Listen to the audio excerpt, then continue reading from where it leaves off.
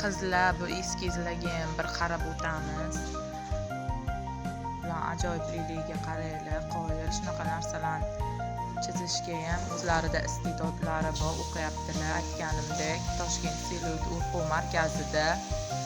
Bu videomizga ham Shahzoda Muhammedovani ham atmetga qilmasak bo'lmaydi.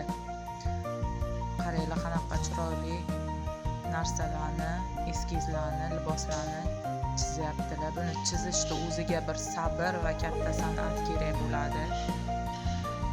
O'zlaringizga kelsanglar, zakaz qilsanglar ham o'sha qomatlaringizga, xohish istaklaringizga qarab ham chizib beradilar.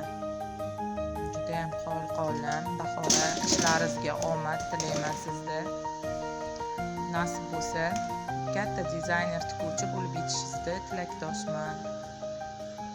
Ko'ryapsizlarmi, ishlarim qizlar qanaqa ham chiroyli chizadilar. Nasib bo'lsa, professional dizayner bo'lishingizni xohlab qolamiz. Hozirda o'zida ham klientlari anchagina. Mana bu korsetga ham e'tibor qaratsanglar qizlar. Buni mana bunaqa barsetkami nima deydi, chiqib qoldi-ku koftichkalar ustidan. O'shanaqali qilib ham zakazga qilib beradilar. Bu korset ishlari ham Toshkentda yaxshi natija o'rinlarni oldilar. Bu esa sertifikatlari.